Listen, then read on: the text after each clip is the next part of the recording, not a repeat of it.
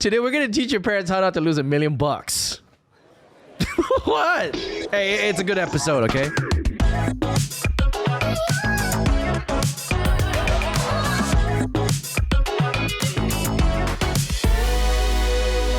Just for context, here are some facts. Wow, I'm a newscaster right now. Okay, before Actual facts, huh? Actual facts. Not scam one, huh? No, but before we move on, I just want to say we've got a very special guest in the house. All right, I got to build him up a little bit. He's an investigative journalist and the co-founder of TheFourth.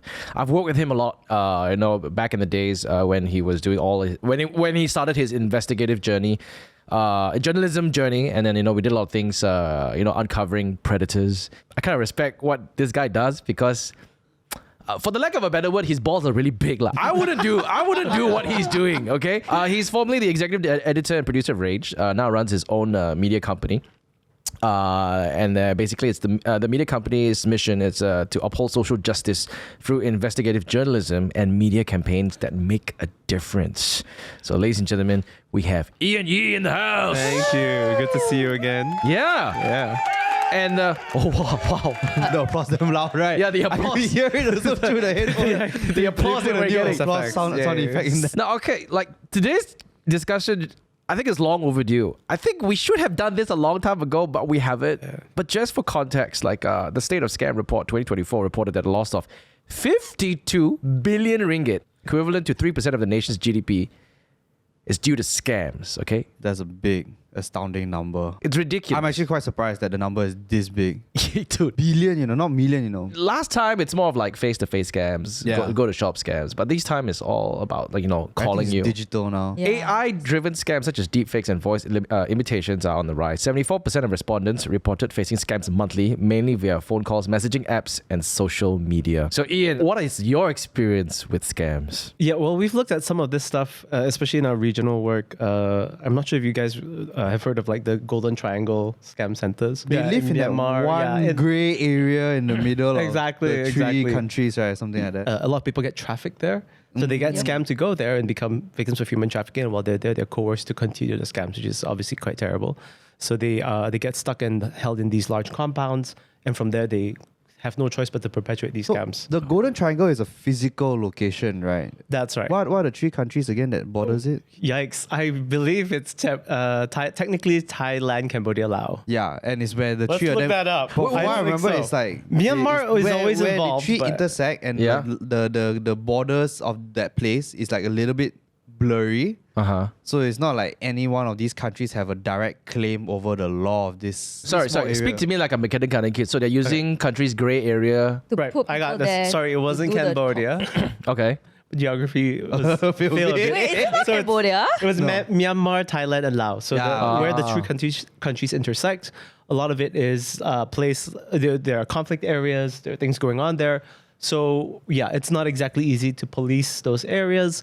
And on top of that, there's a lot of foreign funding coming into these kind of scam centers as well. So there are big players involved. There are big organizations involved. Do you do a lot of work with regards to like this Golden Triangle? A few years ago, we did something on drug trafficking, and that's where we learned a bit more about the region and how a lot of the drug trade originates from there. But now, scam centers are starting to pop up instead, and they're basically just doing these scams on an industrial scale. I think industrial is the key word here. Like I think some people can't even imagine how big these scam centers are. What is your experience with this, Ian? Like what do you know about like all these people who are running these scam centers? It's like, how deep are you into this? Unfortunately, not that deep, but I've worked with journalists. I've supported some journalists giving a bit of mentorship and a bit of help from across Southeast Asia who are looking into them. So it is scary. Like even for journalists who are seasoned investigative journalists from across the region, when they want to look into this, they have to be very, very careful. These are syndicates that are fairly large. You can't really mess with them. You just imagine, because we know that they exist, right? Yeah. We know where they are. We know who's behind them, but yet it seems like the international community can't do anything about it. Even though, for example, even the US has invested quite heavily into trying to disrupt these scam centers, because like you said, it's a huge cost on the economy. Yeah. It destroys lives, it destroys livelihoods, and yet somehow we still haven't been able to do anything to stop them. It seems to be always evolving in some way. Yeah, last few years has seen it really take off. You know, I think they realized that with the power of technology, it becomes a numbers game, right? You can just keep. Yeah. A lot of times you think that it's not going to happen to me, and or when it happens to somebody, it's like, how can you be so stupid to fall for something like that? Yeah. But it really is. They just keep sending things out. Right now, a lot of it is automated. It's much easier with AI, so you can do it in bulk and then see who at the right time, at the right place, at the right moment where they're vulnerable falls for that scam. Ryan, you had a story that day. So I got a call the other day, and this guy called and he claims to be from MCMC. Okay, but immediately, I was like, I flagged in my head, MCMC will never call from a 01 something number. If anything, it will be a 03, like a landline number. So, but then I was intrigued, MCMC, okay, let's hear this guy out. It's very interesting. They call me and saying, they have my info. They have hi, they said my name and they have my phone number. They don't have my IC number, but they have my phone number. And then they're like, is this your phone number? Then I'm like, yeah, no shit, you're calling me, right? This is my phone number. Yeah. And I was like, oh, you have been flagged. This phone number has been flagged as a scammer. Took my brain a little while to process, wait, what do you mean this phone number has been flagged as a scammer? So what they're trying to do is they're trying to gaslight me into saying that I am a scammer. And the guy kept pushing. It's like, are you a scammer? Why are you scamming people? Then in my head, I was like, wait, no, you're scamming me now, right? Why are you blaming me as the scammer? To be fair, I got rage baited a little bit. And I go and counter the guy okay, if you say I scammer, let's go police station. And then the guy surprisingly is damn gung ho, is like, yeah, okay.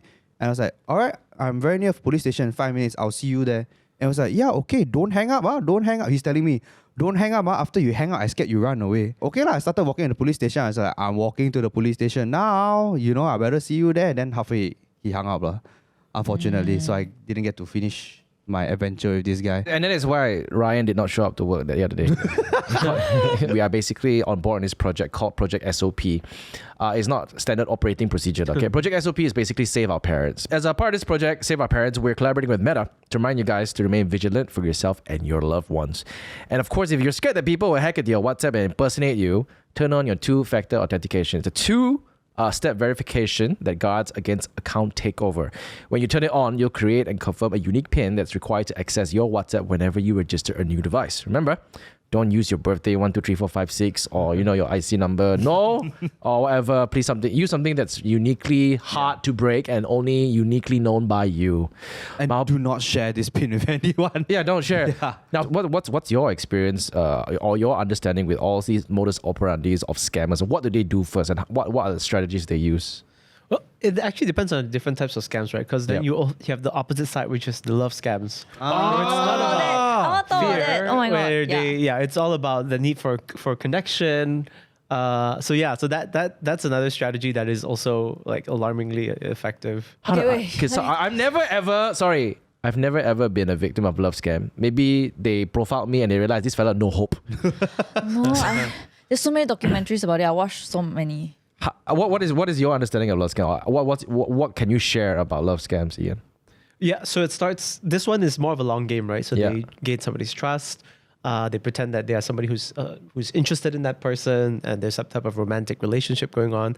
But they are willing to play that long game because once you establish that connection, you're able to scam them out of more money. Oh, so there are other scams. For example, we're looking into one on property scams, where they pretend to be real estate agents. Yeah. So that one is a very quick. You can probably get a 1,000, 2,000 deposit from the person who wants to get. I've heard about that. Oh my god! And then you chabut, right? So that's very light touch. Is that the one where a random number calls you and then suddenly they play a voice? Hi, my name is from property so and so. Oh, that I've not heard before. Yeah, I get that all the time. Oh, okay. Yeah. But so the ones that we see are unfortunately that kind of stuff does happen a lot on Facebook Marketplace and places like that. So and Facebook groups. So people will pretend to be a real estate agent and put up listings and say that, oh no, I have a property for rent. I'm a real estate agent. Sometimes they'll steal the identity of a real agent and pose as an agent on these platforms, right? Okay. And then if you're somebody who's looking for a property, you call them up. Someone will go as far as actually renting an actual like Airbnb, Yeah. Okay, okay. to do the viewing Yeah, so this is what I know. in person. Yeah, you know, So excited to share. I read about all this. I read a lot about all this. Legit. You've gone down a rabbit hole. It seems. No, it's just like a lot of people share. Okay. And it's like, I just know about all these things. Like, you know, some people, right, they will go to the lengths, right, of renting the Airbnb like for a few days so that they can like do the house viewing, like it's their place, it's like their property. Then they'll ask the person to come over and like look at the place, but it's not their place. So you're saying the scammer will rent an Airbnb, Yeah. pretend that they're renting trying that to- unit out, Yeah, they're trying to and then sell get the them. person to come and see. Yeah. Oh, Yeah, And- that way. And if you understand Malaysian rental landscape, the amount you have to pay upfront for a rental property is not small. 10%, right? No, sometimes they make you pay like 2 months. No, the that's 2 rental. months. That's Yeah, rental. yeah. Usually So it'll they're- be for Oh, rental. it's for rental. Usually Yeah, rental, so yeah. they are Easier. pretending to be property agents renting the units, ma. So let's say I imagine you are someone from outstation and you're trying to work in KL. Okay. And you're looking for a place to rent, and you find this property agent, and there's like, yeah, sure, come and view the house. You go view the house. Okay. And it's like, oh, I love it. It's nice. I want to rent. And then they'll be like, okay, I'm gonna need your first month payment, your last month payment, and one month of payment as a Security deposit. Yeah. which is normal. Yeah. So usually end up when you rent a property, you usually end up paying 3 months of Yeah, it's about rental 6,000-7,000 upfront, depending. Yeah, it can be 7,000, and then they'll say I also need 1,000 ringgit for water bill deposit or or electric bill deposit or something like that lah. We can So add it goes on up to to like that. 10K, you know. Yeah, can I add up to that? Yeah. Like sometimes they also say like, oh, but I have another like person who wants to rent this, and like they'll create like a sense of urgency for you, like Yeah, yeah, oh yeah. my god, okay, I pay now so I can get this Lock unit. in now. Yeah, lock in yeah, now. yeah, Yeah, So yeah. it's create this sense of urgency. Yeah, and then once you pay, right, then they just ghost you. So I think one way to tell if you're being scammed is if the agent starts to pressure you, say there's a lot of time crunch, and then they try to overload you with information. Okay. Seemingly unnecessary information. They say, oh yeah, the owner, so actually he's coming, he fly over to China, he's going to come back soon, he needs this, he needs that. Yeah. Or the aircon, as you are in that moment trying to make this call, should I book this seemingly dream home? Because it's an Airbnb lah. Yeah. Of course Yeah. it's going to look nice, right? It's going to be Yeah. a nicely set up. So at that moment where you're vulnerable, when you're like, I've just moved to KL, this is a Yeah. good deal, try to make it seem like you have to decide right now. Then how does one actually, because Is there like a tell like dude, like if they because- don't make you sign there's no Yeah. Okay, written so- agreement or something? We're also doing this project with Property Guru, so they definitely want to clear out some of these scams, right?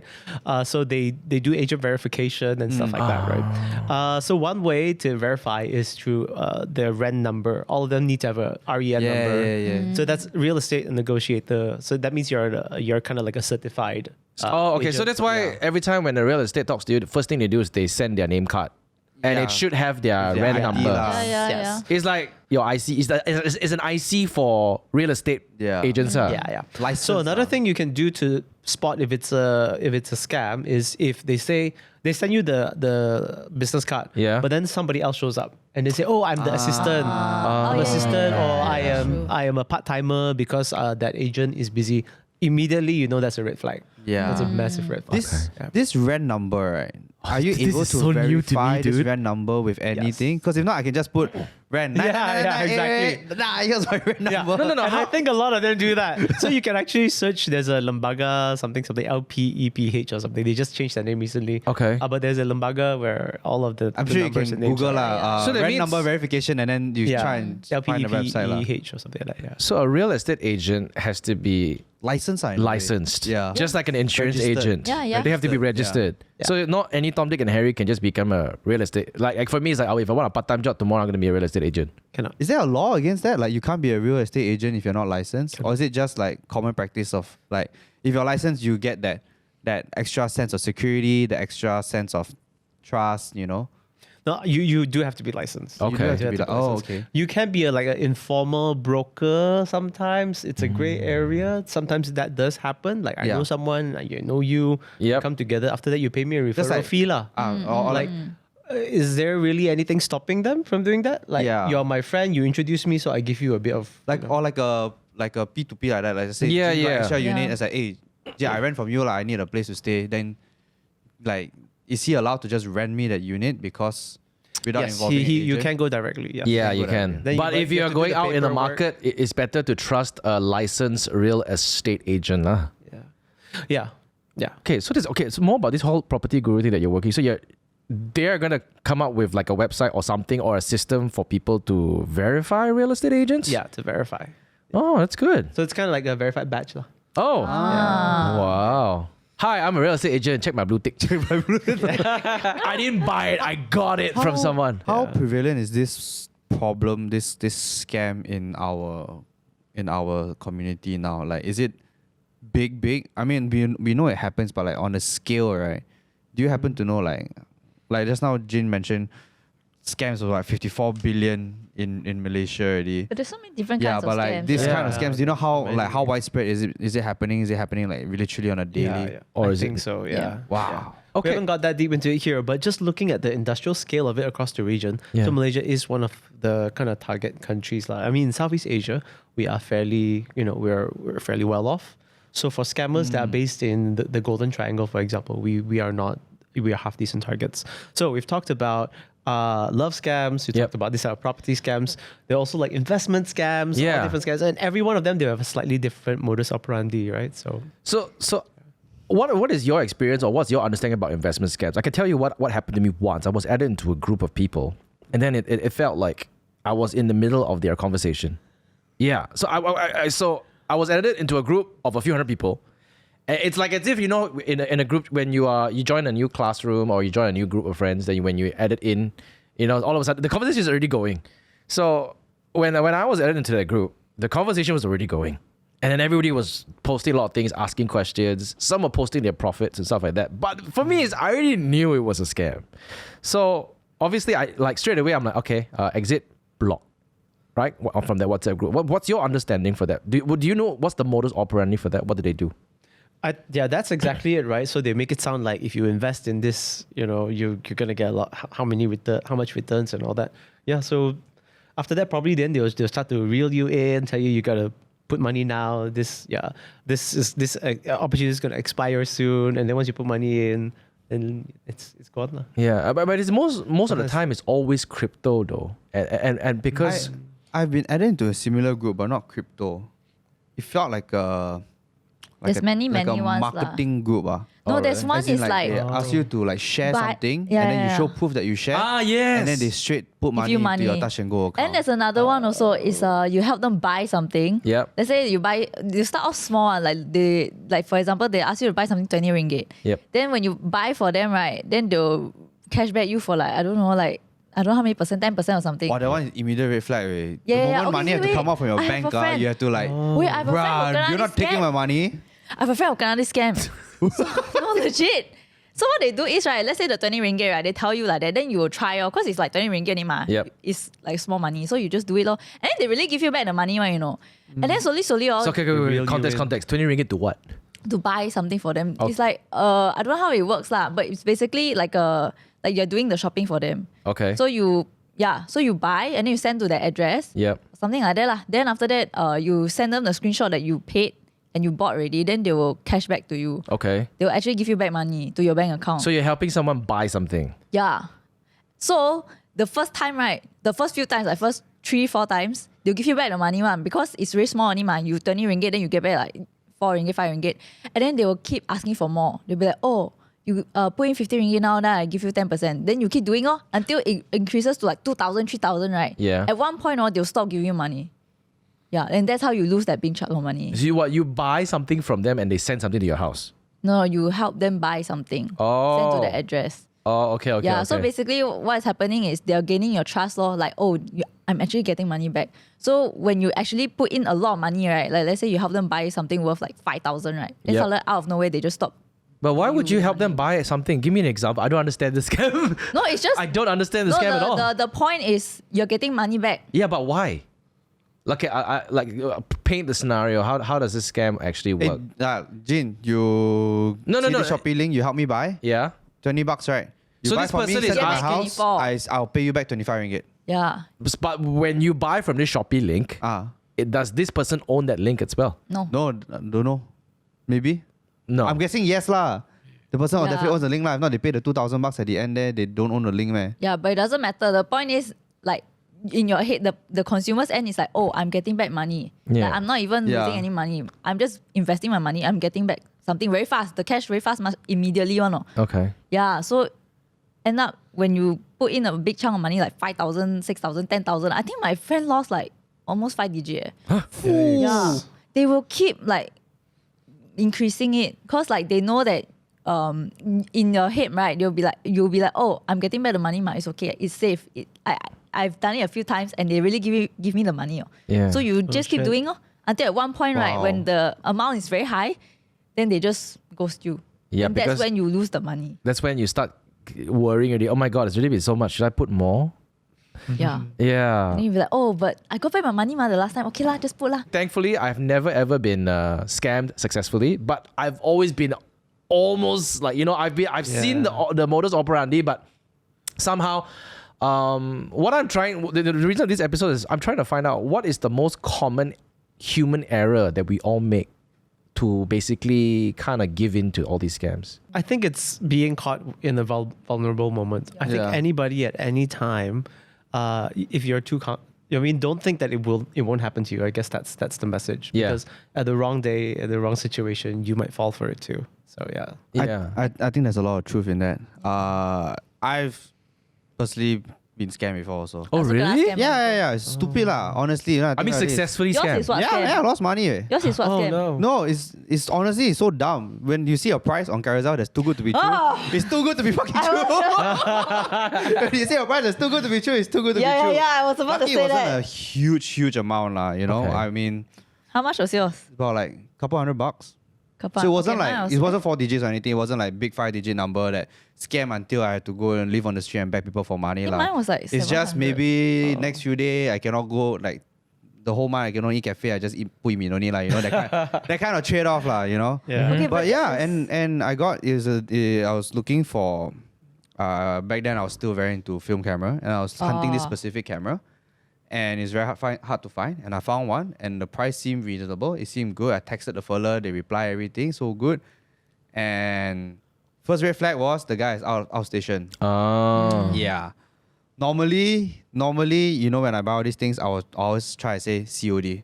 Cash on Yeah. If you see delivery. the thing COD, I will like QR you. Now these days so easy to QR. You don't even need to carry physical cash, or you can straight bang into the fella there then. But like they say, it was a good price. And it was something that was really hard to find. So I was like, okay, you know what? Let me just take the bite lah. Next thing I know, I paid the money and then the fellow ghosts me. I tried to make police report, but the police also couldn't do anything. Yeah. The police was like, you really gave the guy money. What can you do? Then I'm like, wait, is there no safeguard for us? Like he promised me something that he did not deliver lah, But Then they say it's like you willingly. Yeah, give then the police hit me with that. Boy, ni berapa ratus? Saya ada satu case sini 50 ribu you tunggu. And then I was like, oh, okay, I guess my $300 is not worth 50 grand. Okay, and the second red flag I want to point out, right? Oh my God, I know so much about scams. But anyway, Why do you know so much? the second red flag, right, is You sure when you're not a scammer? Dude, I got scam once, right? I very like PTSD. Then I like really. What, I did all okay, my what research. was how did you get scammed? Okay, mine was actually for my brother. We wanted to buy a GPU. Yeah, like a secondhand GPU for my brother because he was building his PC lah. But this was like, I want to say 5-6 years ago, quite a long time already. So yeah, since then I've been very like cautious. But anyway, yeah, so the red flag I want to talk about, right, is that if they don't put their name or their number in the picture, because they can just steal someone's picture, and sell it as their own. Yeah. So one thing to really be cautious about is whether they put like a name, like a timestamp or like a name there. Right, so for me, we got scammed because the GPU, same lah, like the price was too good to be good, true. man.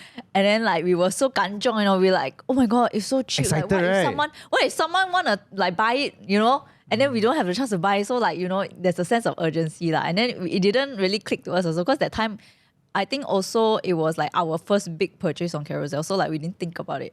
Yeah, and then when we contacted the seller, then he was like, oh yeah, it's still available, blah, blah, blah. And then he would send pictures, he'll be like, oh yeah, this is how it looks like in real time. We thought like that was the best way. Might ask for more pictures. Maybe that could like verify that he's legit. Like that was all we thought of. Then he really sent extra pictures, but that was it. And then, one other red flag that we didn't, like, I don't know why we just ignored it, is that the bank account, right? The name of the bank account it's Didn't not tally. the same as the seller. Yeah. Yes. Yeah. And then sometimes they'll say like, oh yeah, this is like my, I don't know, my business account or my Yeah, friend's which account or whatever. actually I wanted to ask Yeah. that question back to the property one where, you pay a deposit to the bank account and stuff like that. Wouldn't the police be able to trace the owner of the bank account and straight away catch the person? Very difficult. They could create different mule accounts. There's a lot of ways to get around it. Okay, my understanding of mule account is, okay, let's say for example, let's say I'm a scammer and I know Ryan. Hey Ryan, I'm going to deposit 5,000 into your account, but I'm going to pay you 10% of that. Yeah. I just need you to transfer out 4,500 Yeah. cash and pay it back to me. Is that considered like a mule account? Sometimes, yeah, sometimes. But then It could be or a defunct company that maybe the owners are no longer in the country or something, or you somehow gain access to it. Oh. Wait, can't yeah. they just block the account from getting money? Yeah, so after that, then you could make a complaint and then they can try to block the account.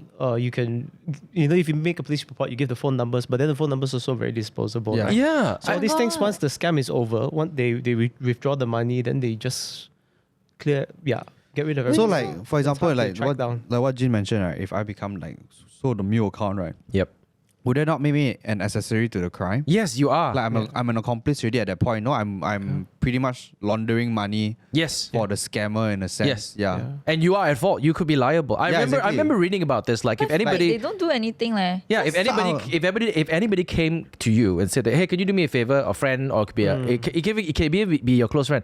Hey, can I just pinjam your bank account? There's a company gonna be banking in about 5,000 to you. I give you like maybe $500. You would withdraw 4-5 Yeah. to me.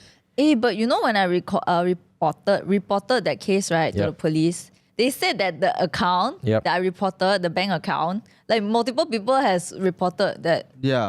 they transferred to Did the they account. did they do anything? No, they like, we Nothing, cannot right? do anything. That was my biggest frustration though. Yeah, I know. Why can't so for me is my question is why can't the banks disclose the person who opened that bank account and then start the investigative journey from there? Do you know anything about this? No.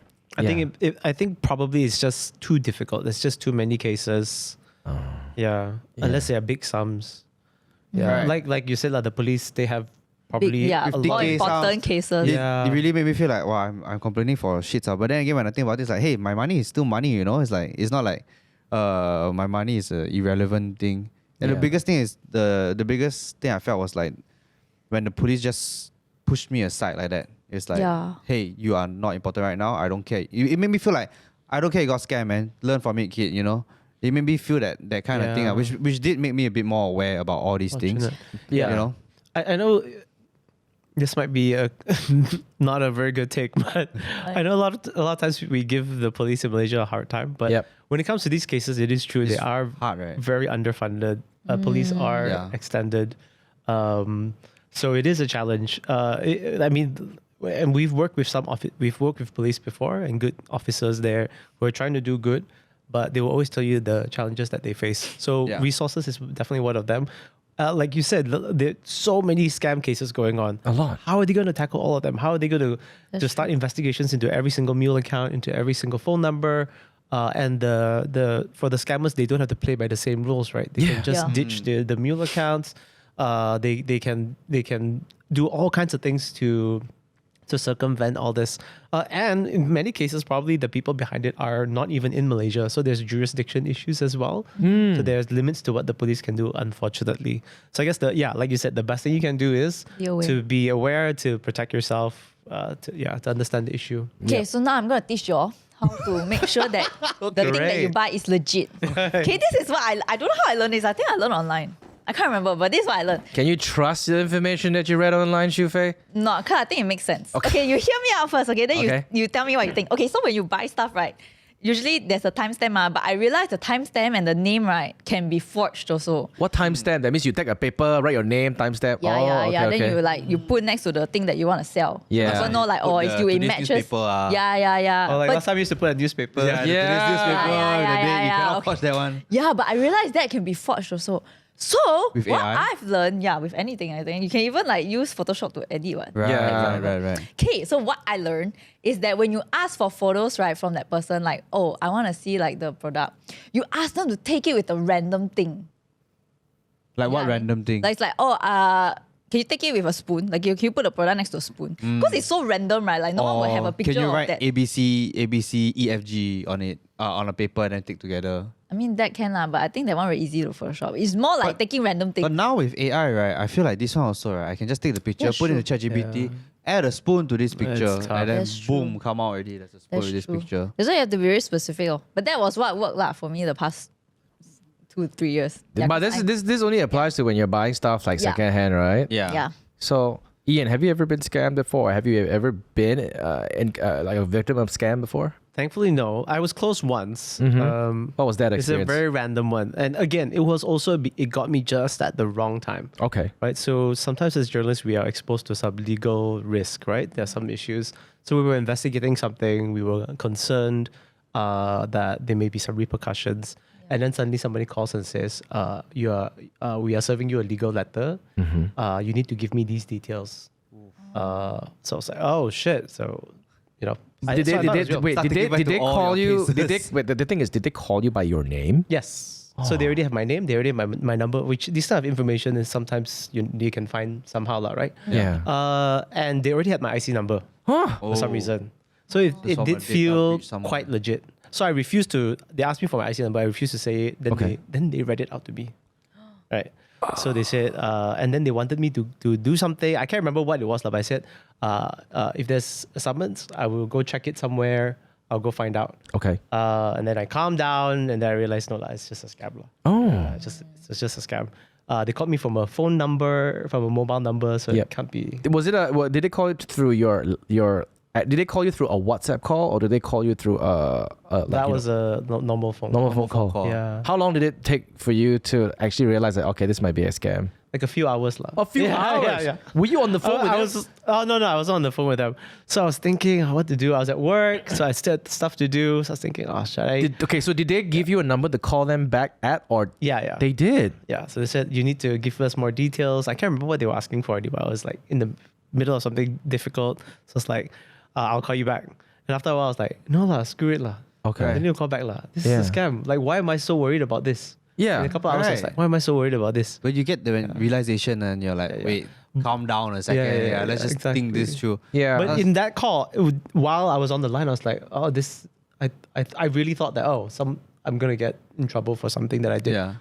So Sometimes I feel like it's worth to just think like, if I'm really in trouble, let the police come and find me. Like, Yeah. police come in person, they're like, all right, that's real. Okay, let's go, Abang. I'll work with you now, Actually, I I feel blame it on scam calls. That's why I don't trust the phone call. Yeah, I feel like when it comes to working with the authorities, okay, this may sound very bad, but I don't mean it in a very bad way. Be the laziest person or the hardest person for the authorities to get in touch with. Because if you really did something wrong, they're going to appear in front of your doorstep and verify themselves. And then you're like, okay, so I really didn't pay my saman. You know what I mean? Like, I've gotten a lot of scam calls from banks saying that I've got credit card fraud. Right. I have gotten a lot of calls about people impersonation. So for me, it's like, okay, cool, yeah, okay lah, can. I'll see you in court. No problem. Send me a letter. If you have my details, send the letter to my home. I know cops, when you are or any legal anything or you have a saman, right, they will always mail your mailing address one. Yeah. That's and then they have the Police Diraja Malaysia seal, and not to say that I've done anything wrong, but they have the more legit verifications on their letterheads and stuff like that. So at least like, okay, this kind of looks legit. Then the next thing you do is you go to a police station and you bring the letter and then you'll verify it. Is this correct? And then they will check with their system and they say, oh yeah, go here now, go to this district right now, and then go for further investigation. Stuff like that. So I feel like be the hardest person to get in touch with. Makes sense. Yeah, and like don't give up. Like even if they want to verify your name on your IC, be the hardest person to give out that verification. Make them come and crawl in front of your front door to get a photocopy of your IC. Or when in doubt, just go police station, man. I mean, going to a police I station. have done it before. I just went police station. Like I said, the scam, I was like, when I kena scam, I literally just went to the police station. Because in my head, that's where you go for help lah. Yeah. Like what you were saying, like sometimes our police is really not painted in the best light. But sometimes you got to remember, they literally exist to help you, That's literally their function in society, is to help you So when you need help, I feel like a lot of people always have this fear of going to police station. No, sometimes they may be slow, yes, but you know, I don't think there's anything wrong with going to police station for help or just asking Verify. something. Yeah. Just to verify. Just go to your local police station and you just ask the inspector or ask whoever in the police station. And generally, from my experience going police station, they are usually quite friendly.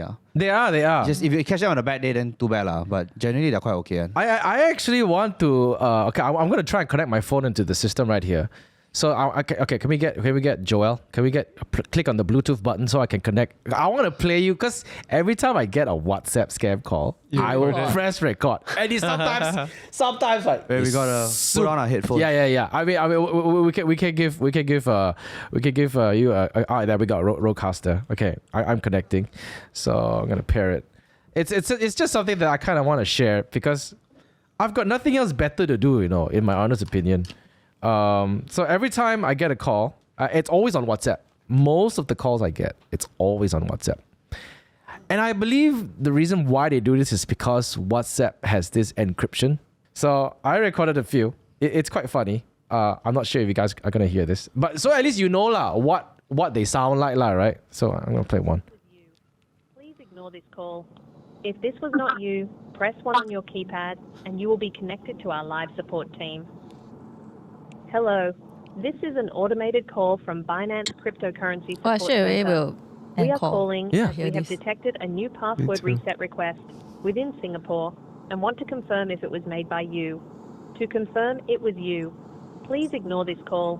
If this was not you, press 1 on your keypad and you will be connected to our live support team. Do you press one? No, I pressed one, but it took a really, really long Damn. time. A really, really long time for this person to pick up. I think they were trying to put in your whole lot to make the whole experience seem more legit. Generally, if I hear automated voice, I'm like, bye. Yeah. Yeah. Wait, do you know there's this app? It's called Who's Call, I think. So, like caller ID app, is it? Yeah, it's a caller ID app, so you can kind of check. Okay, here's another one. I think this is the one that I want to share. That's quite funny. You listen, you see funny or not? Terminate pada hari Kenapa you call I? Ni macam mana? You call I kenapa? Saya call ni just nak maklumkan saja untuk nombor telefon yang saya gunakan. Kami akan tamatkan perkhidmatan. Oh, okay. Kenapa you tamat? You MCMC ke you Maxis? Saya daripada MCMC, Malaysia Communication Multimedia Commission, ya. Okay.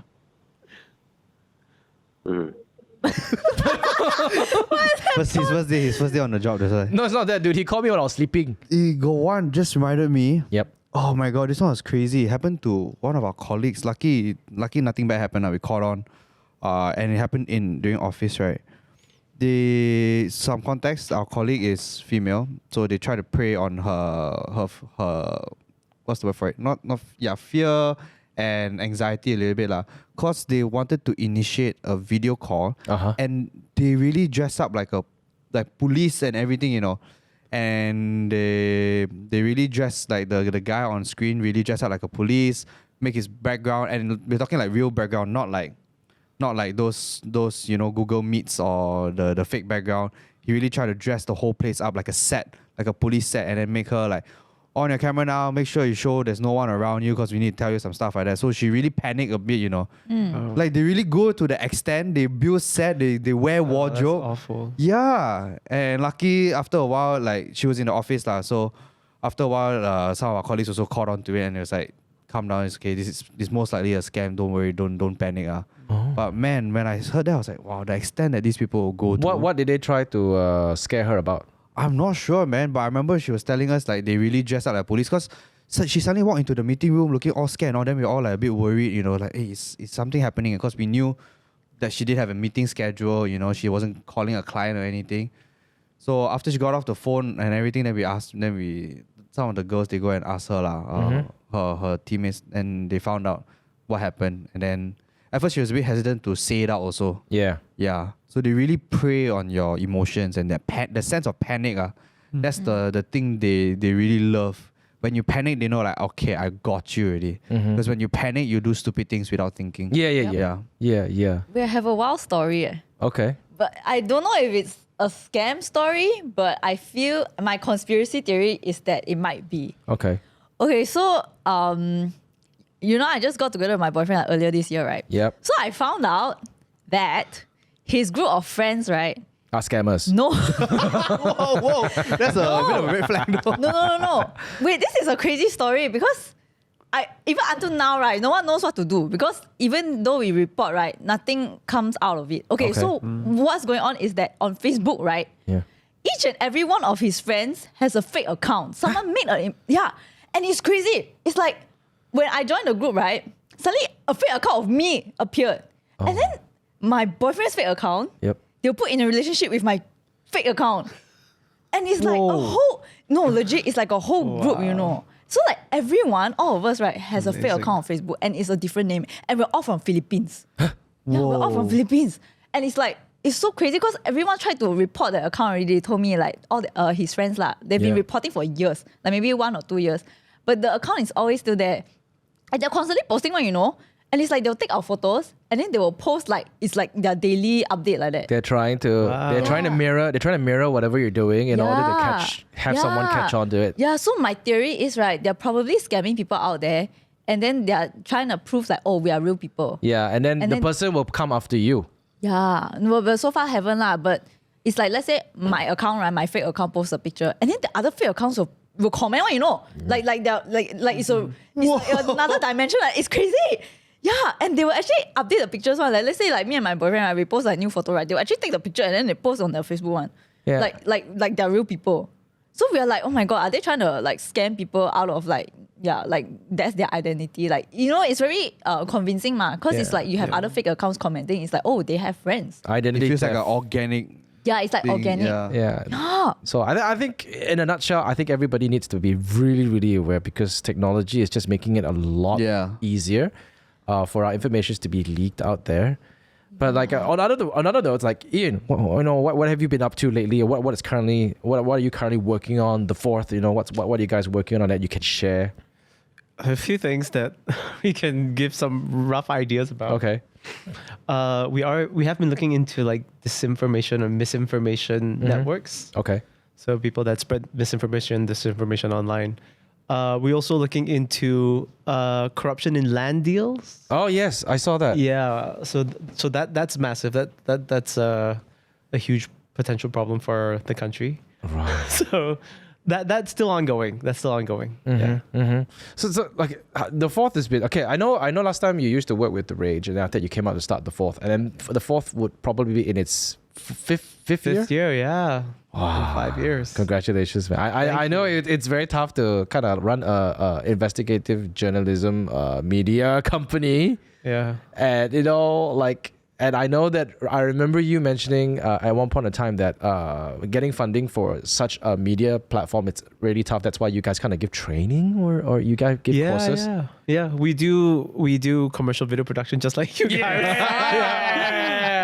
But usually for like nonprofits, for people who want to do more impact-based work, social impact, and that type of communications is different. So we're not really competitors, thank God. So we do video production, marketing, social media for those types of organizations, and also we do training like content creation training. We train young creators.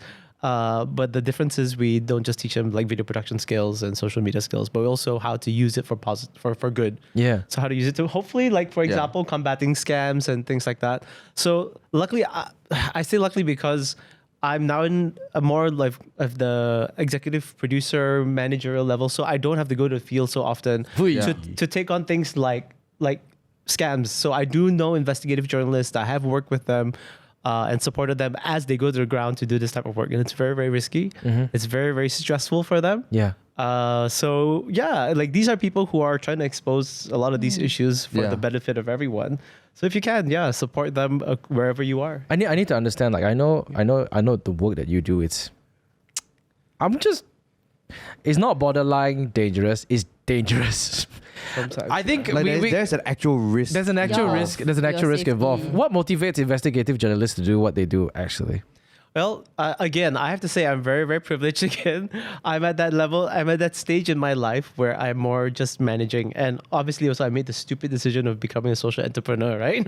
Starting a company like you did, and always amazed by your journey as well, and how you went from a creator to, to a business owner. And you know how difficult it is running a business. So I'm at that side of things now. So I don't need to go to the field as often. Yep. But journalists, investigative journalists who are in the field, they do face a lot of risk, a lot of danger.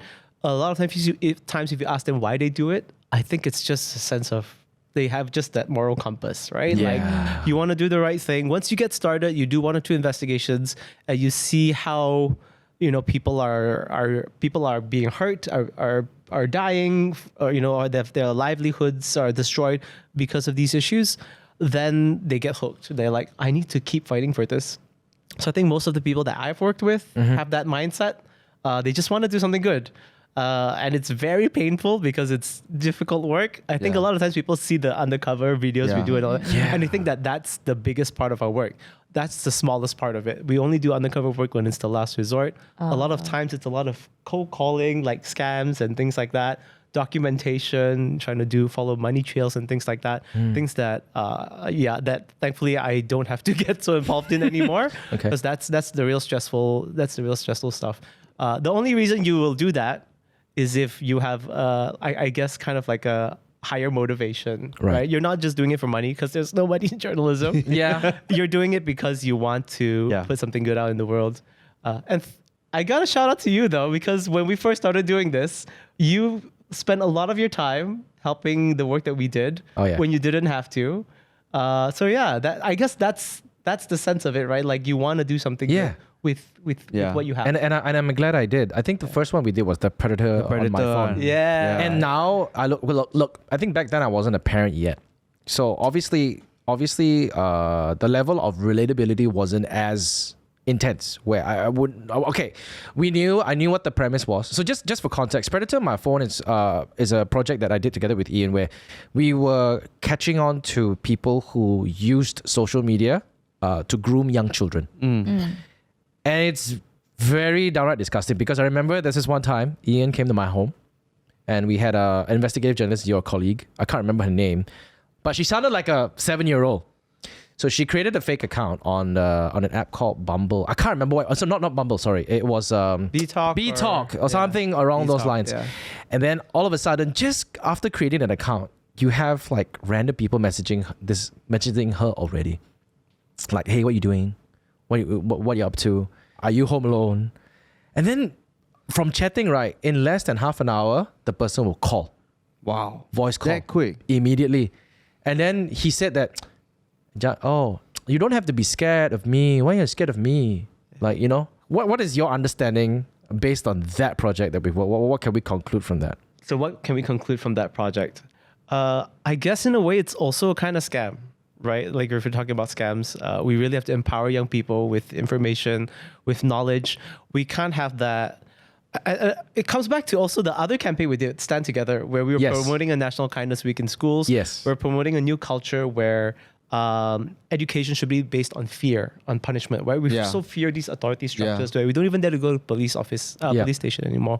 So it's the same in school, right? Like students clam up, they keep their emotions inside, they go to the manosphere on the internet and they become red-pilled, so to speak.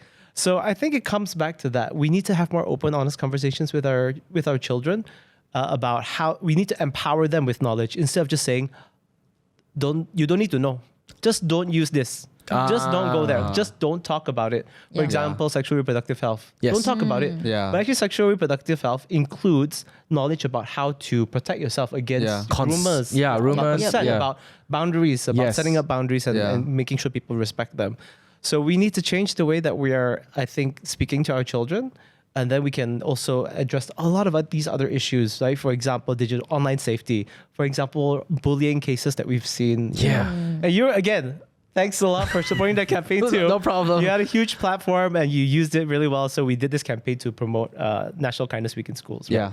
To try to change, to try to create an empathy-based education system. A lot of people at first said that, this one is this budaya barat or whatever. I don't know. There was a lot of criticism at first. They were like, no, we should just cane the kids more. Yeah. Like what are you talking about being kind to bullies, right? We were saying that we should not be anti-bullies, we should be pro-kindness, right? Yeah. So it takes some time to make that, I think, change in mindset, but we managed to do it, right? Yeah. We gathered a lot of influencers and We got the princess involved. yeah. We got a lot of very About- notable people involved. Quite a few members of parliament, about 20 to 30 members of parliament agreed to observe National Kindness Week in parliament as well, which Yes. is nice because parliament is. They always shout at each other.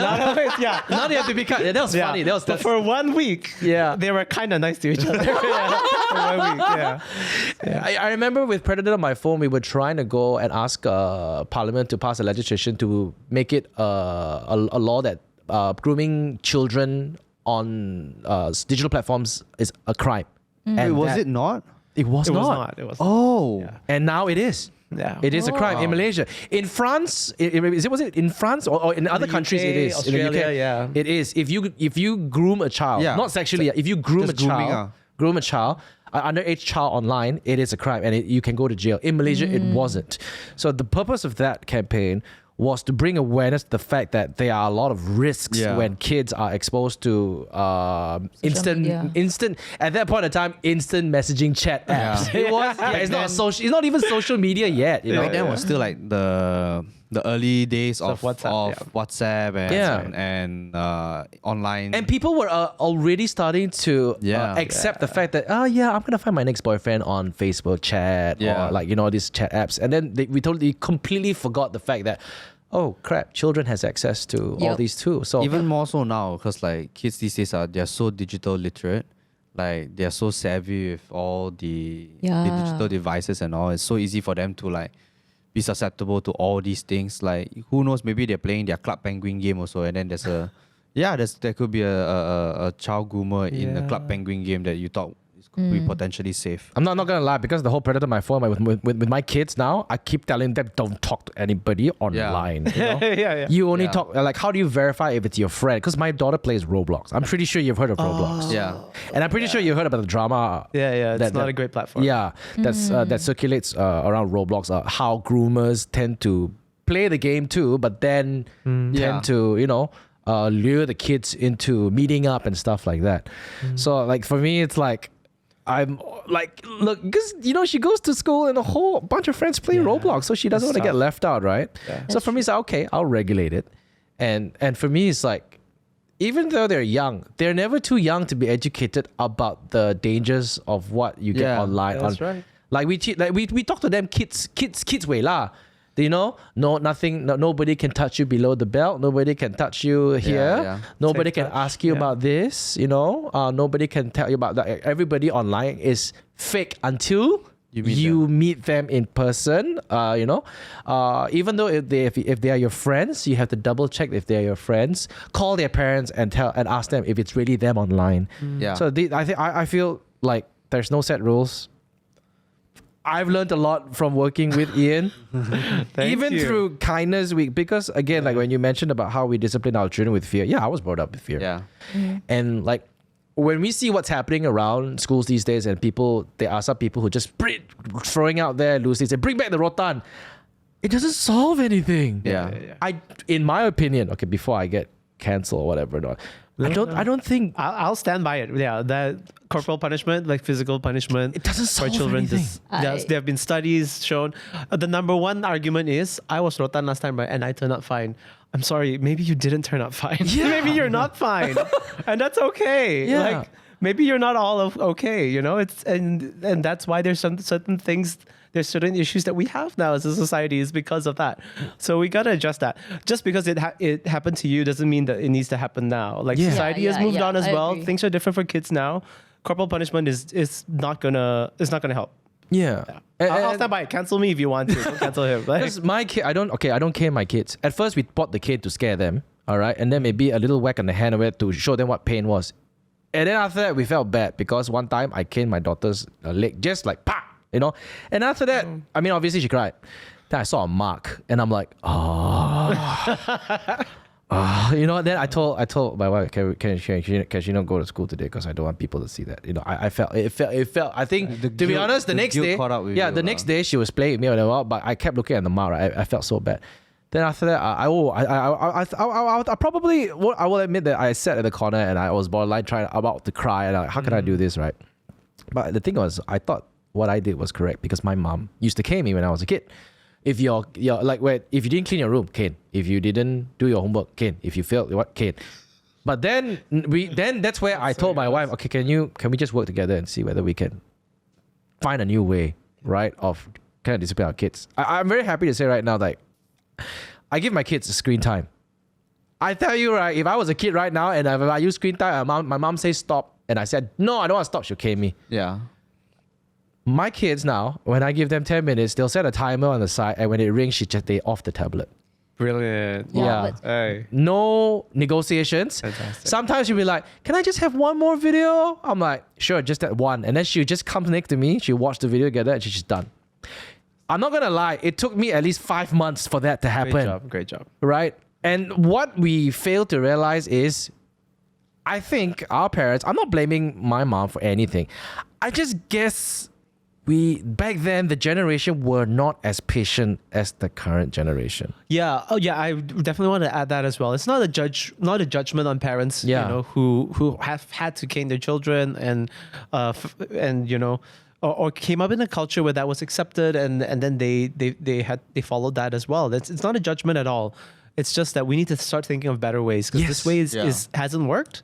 We're still seeing a lot of violence in schools, and then children grow up to think that violence is okay. Yeah. In their minds, it's an acceptable way of dealing with a problem, because they saw their parents do it and they saw their teachers do it. Exactly. So don't judge yourself if you've made that mistake in a way. Yep. And yeah, let's just work together with like what you did. Work with your wife, work with your spouse, your partner, and try to find a better way forward. Adding to that, right, you know why we realize that kids will imitate what their parents do? I'll give you an example. I thought caning my child was the right thing to do because my mom caned me to discipline me. Okay, then after that, we stopped. And then we told all of our parents, okay, there's no such thing as physical punishment if your kids do wrong.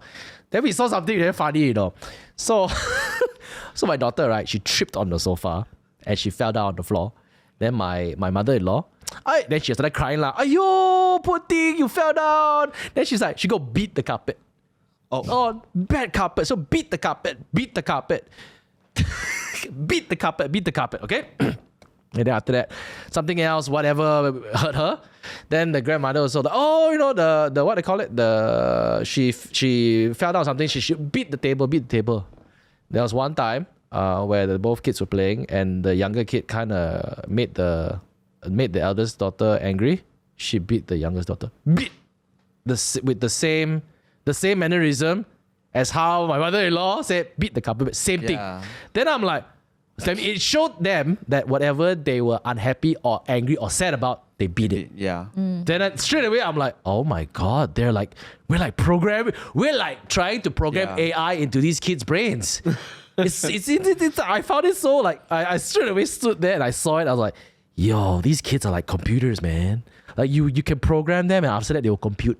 They will compute and form their own judgment. And I'm like, oh, yeah. Can I give a differing opinion? Yep. But I mean, feel free to change my mind. Obviously, this is just because I don't have kids, so I can't say like what method is right or wrong, right? Yep. But for me, I feel like there's no one correct way to discipline your child because every child is different. Yes. So what if your child is super I understand. Rebellious. Yeah, like they really don't listen to you at all. You need to find out what the cause of that rebellion is. Kids are rebellious because they model off something. I stand by this because why? I observe my child a lot. I think Because my question with then is, would physical punishment improve that child?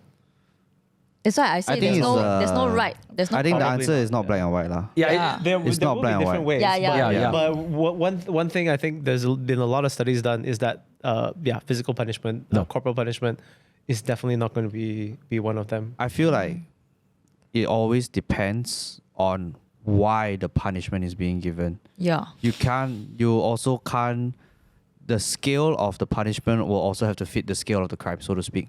Yeah, you that's know? true. Yeah. Yeah. So like, Look, man, all those people who and commit another crime, thing, murderers, right? Cane the hell out of another them. thing, Jean, like you mentioned about like you observe your kids and you got time to spend your kids. I think that is a privilege that not all parents have. The amount of time. Imagine people who need to work 2 jobs a True. day. Yes. You know, some the dad work day job, the mom work night job or something. Not every household Stress. is built the same. Yes, Yeah. yes. Yeah. So I think again that's why it's not a black and white answer lah. Of course, needlessly caning your kids, that Obviously, that's the worst that's way. not the way Yeah, to yeah, go that's the lah. worst You know. way, right? But But and sometimes also like there is that, like what Ian's touching on also, is effective. yeah. Because pain is effective. Yep. Yeah, but why are you inflicting pain? You Yeah, really yeah. need to ask yourself that hard question. Spill one Milo, whack man. That's No lah, yeah. Yo, but But let's if say, you okay, but let's say if like, you go and do something really really bad, but also you don't abuse the kid. Yeah, lah. let's There's say your son there's a go and difference bully between abusing. I feel there's a difference between abusing and educating.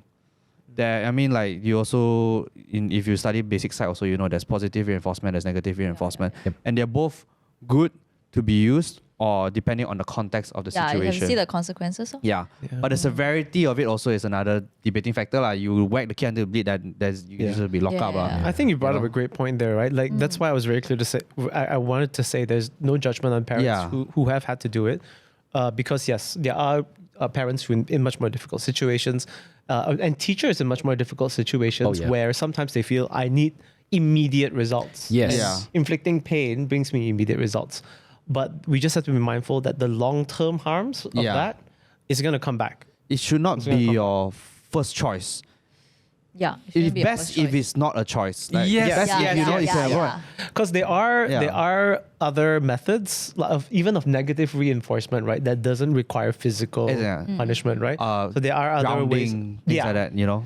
And again, I know a lot of Asian, cultures will say, no, like, this is not how we do things. Yep. But and I grew up in an Asian household, in a very traditional Asian household as well, where there was corporal punishment. I went to Chinese school. That's number one. I also went to Chinese school, you know. I got the shit caned out of me. Yeah.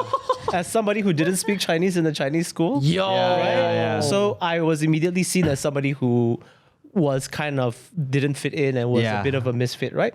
So I get that. But at the same time, the work that we've done, so for example, with the Stand Together campaign, we work very closely with UNICEF, we work very closely with Teach for Malaysia and other education groups.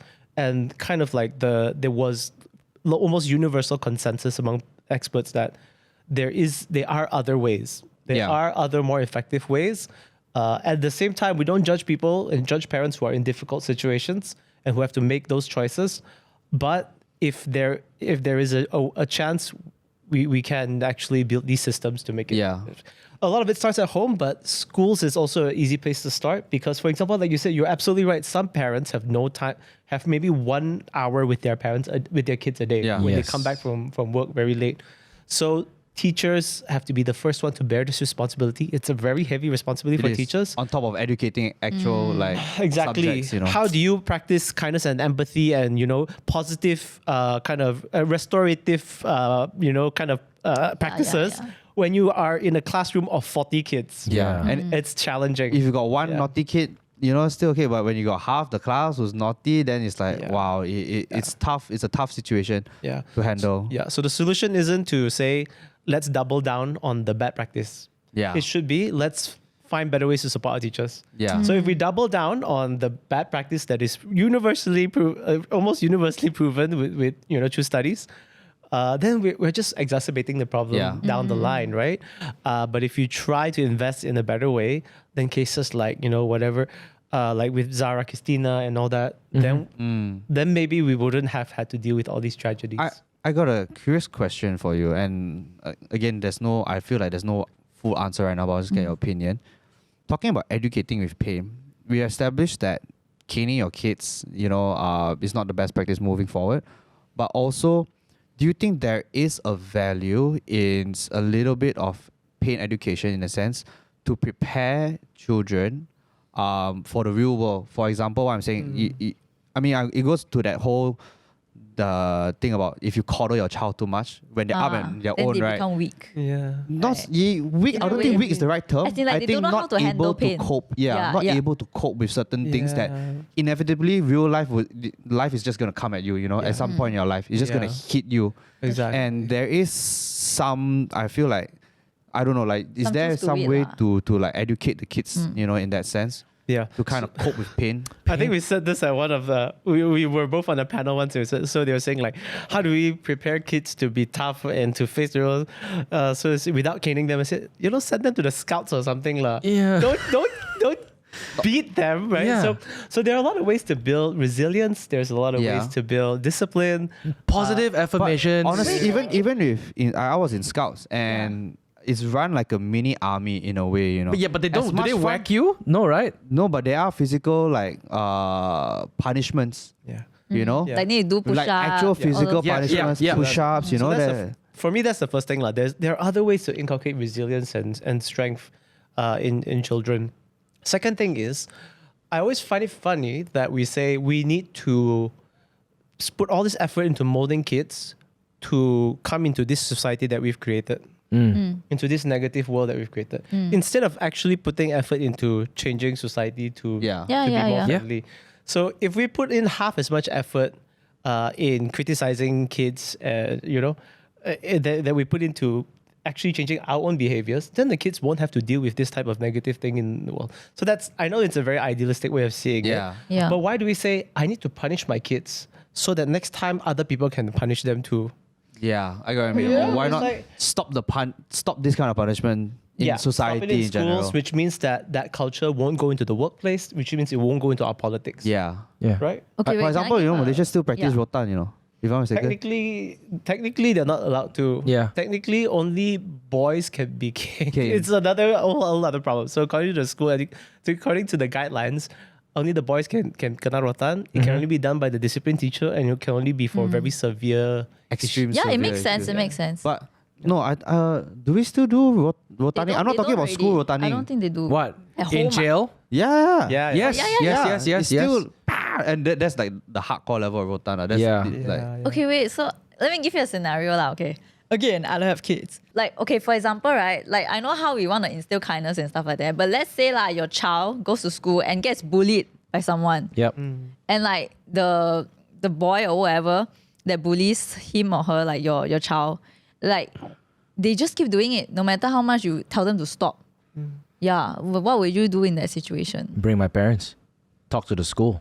Bring the boys' parents. That's what happened. I think- we talked about this before. Really? Last time in my Not school, scared one, I no. think- last time in my school, there was gangsterism. Okay, there was this Oh, bunch yeah. of kids. They were going around trying to recruit. Okay, and also they were going around trying to mark their territories. They were going around slapping all the juniors. I was one of them who got slapped because I was very extroverted. I was very like sort of like want to be the popular kid. So they went after all the kids who were sort of like very Yeah. outstanding. They bring us to the authority and they whack us. You know what I mean? What's the first thing I did? Call my brother. Because my brother used to talk so much highly about, next time you got problem, you call your brother, and then your brother will call the brothers, and the brothers will come and settle the thing. I called my brother. I said, you know what? I got slapped. And my brother was like, okay, I'll come. You know who came? My mom. And when the first thing when that happened, my mom came. I was so embarrassed. I was like, oh my. It's like, because you grew up in your head, young and dangerous, gangsterism. All right, let's fight brothers with brothers. And my mom showed up. And the first thing she did was she walked into the principal's office. And with in the boss's move ever, it's like, I want to understand why my son was slapped and whether you're aware of this. The teachers were not aware. yeah. You know why? Because the students who were going around pressuring kids or bullying kids obviously told the kids, you tell people lah. You tell people, you see how. And then that guess behind your head is like, okay, all right, I'm gonna live in this fear. I'm not gonna tell anybody because he already slapped me. If I told somebody else, what else is gonna happen? Because I'm gonna see him every day. I'm under his finger. They got him. They expelled all the kids. Yeah. So I would Well, ask you it's- then, right? Imagine you had a child who went through that bullying, like what Jeanne went through. Do you think it would help if the child fought back? If your child, No, I don't think my child should fight back. But I feel like as parents, we should still instill fear into the kid. Into which You kid? don't have to slap the kid lah, like Yeah, the for bully sure. lah. Oh, the bully. Yeah. I'm not gonna fear- slap the bully, of I course. feel fear is not the right word. No. Yeah, like you yeah. have to know your place lah. You know, you're not because did you see the report? The Singaporean, there's this Singaporean mom. She it went viral. She reported that the Boy bully sent a of her- voice note, is Yeah, it? sent a voice note and threatening the mom. Yeah, I'm gonna chop you or That's something crazy, like that. Yeah. Like Yeah. the audacity of children nowadays. Like your situation was like years ago, right? But Yes. can you imagine children nowadays doing this? Yep. So I would say, right, the issue has gone on for as long, you know, As bullying has happened, you know, Yeah. throughout generations. Arguably, it was worse during our time. Okay, so the fact that it's happening now, sometimes people feel it's an escalation. Yep. It's not. It's just changing in different forms, and it's surprising us. We're like, Yeah. oh, now they're Yeah. using online, they're using deep fakes to bully. It's Yeah. a different type of bullying, but it's still bullying. Yep. And nowadays, it's much more physical. It's much more emotional, kind of. Yeah. I think it's a lot more obvious. So it's always happened. But the instilling fear can work to a certain extent. But I would also try to think from the perspective of the bully's parents, Yep. right? What's going on there? So if I solve it just by threatening this child, right? I say, if you continue doing this, there's going to be serious consequences. You're going to get hurt. You're going to get expelled. But you don't address the problem behind it. So Yep. that's not going to be very productive either. Do all schools, coming back to the real world, do all schools have the capacity to do that? Sadly, No. no. Yeah. Are all teachers even prepared to deal with the situation? Unfortunately, no. So maybe we can start there. Just prepare teachers. That's the campaign that we ran Yeah. with National Kindness Week. It wasn't just all fun and games, be nice to each other. We came up with real curricula. We came up with real guidelines for teachers. We did workshops for hundreds of teachers. Yes. All the teachers said, when we did the workshop, all the teachers, almost 100% of them said, this is exactly what we need. Yep. Yeah. We I- don't want to cane children. Yeah. We want to be able to help them, and now you've given us the tools to do Yeah. it. How to have the conversation with the child.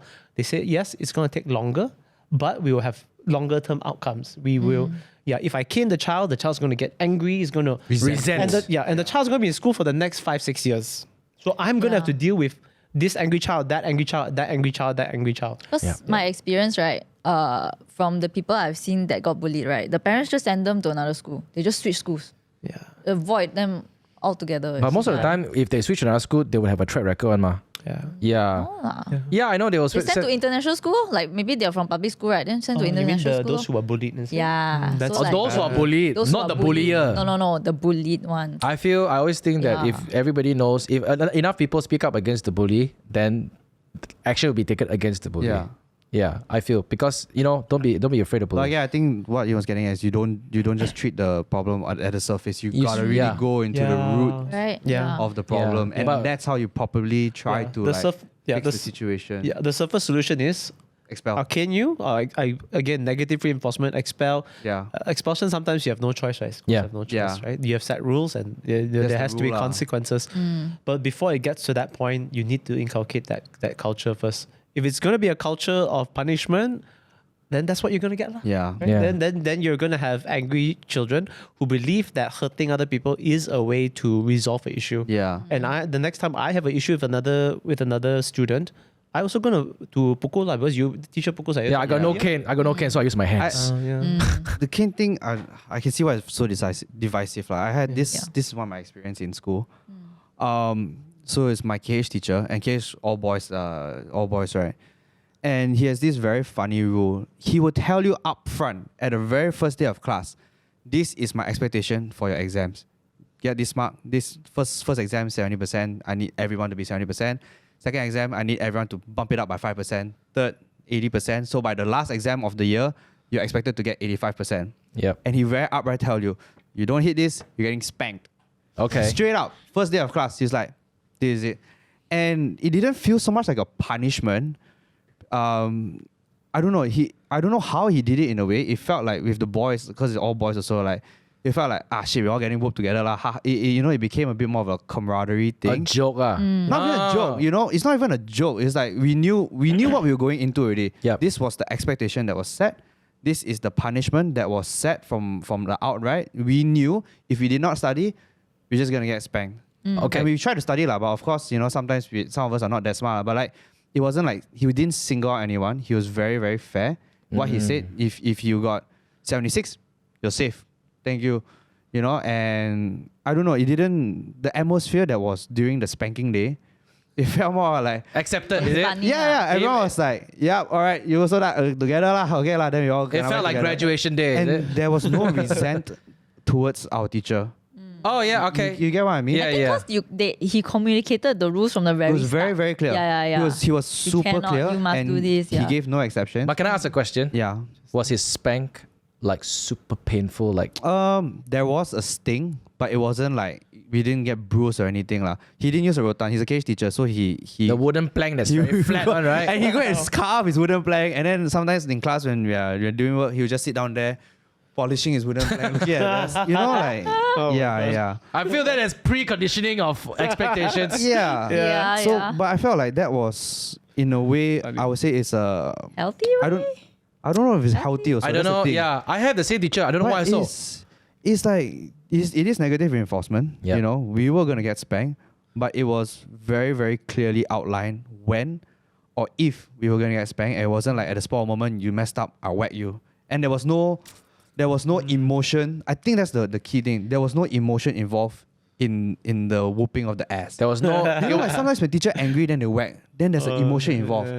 Everyone was very objective. I got 74. Shit, I'm gonna get my ass whooped. Like taking And the teacher was accountability like, for Yeah. your mark. Sorry, that's the rules. Part one time. Teaching accountability Yeah. with the cane. That's weird. That's Actually, I think that is okay. I agree with you. It's so funny because I also have a cage teacher. Same thing. His name is Mr. Chang. Also has a wooden plank. Yeah, but I got two, you know, the But buttock you know, crusher and the palm smacker. It's funny, you know, that the same teacher who's so scary that if you look at him, I remember he said this thing, you know, because I was in a school, then he ask you, secondary school, so primary school, he ask you where you're from. If you're from Sri KL, I think he used to teach Sri KL. Huh? You're from Sealy KL. Sealy KL. He'll say, but funny thing about him was, apart from the whole Mr. Scary guy with the cane or the plank, whatever not, he is the most lovable guy. Yeah. Like, if a kid Yeah. were to go down, he will run and save that kid and bring the whole entire school to back that kid. And sometimes I wonder, like, what? These discipline teachers, like, you want us to fear you? Or, you know, you want us to fear you, but we end up loving you. Yeah, I have teachers like that also. Yeah. It's like they're so strict. Like you know what their rules are. Like Yeah. you know, like if you don't bring your book, you're gonna get caned, right? But you just love that teacher. Like aside from the caning, they are just really fun teachers, but they know like what their boundaries are, and if you cross their boundary, then this is what's gonna happen to you. Yeah. And I guess that's kind of healthy, you know. I don't know. Yeah. I feel like it was. consequences. Yeah, teaching It's you how to outlined, take it's accountability. clear lah. Yeah. I like how this conversation went from scamming to all of a sudden. It's kind of nice to kind of run through what we worked on before. I know we worked on we worked on Predator My Phone. We worked on Stand Together, and the last one we worked on was obviously before the elections, and we did that whole video together. Yeah. But but really, I'm voter really, turnout. I'm really proud of that. I was a part of that video, by the way. Can I have a last question? Yeah. Like, which was the case that really like lit up a spark in you to like continue to do all these things? Is there a specific one? I feel like with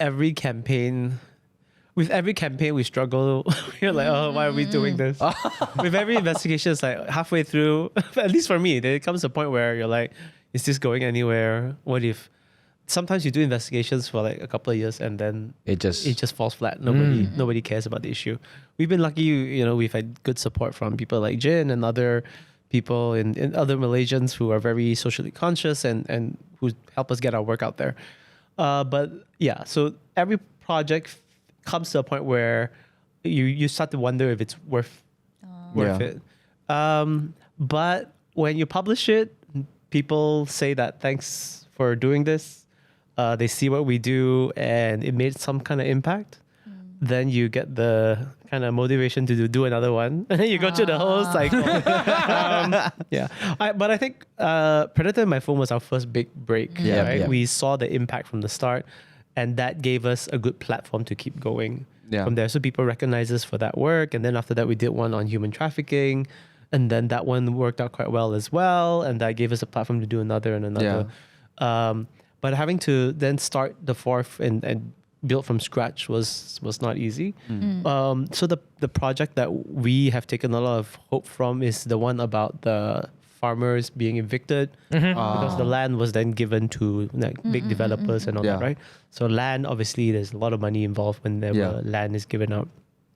So just to be able to see the reaction to that, to how a lot of Malaysians are still very, very passionate about seeing the country go to a better place. Yeah. Seeing this type of the kind of corrupt practices that our laws allow when it comes to land deals. The response to that has been good. A lot of people say we need to change these laws. Land. So, for example, I'll end with this last plug, which is land deals in Malaysia.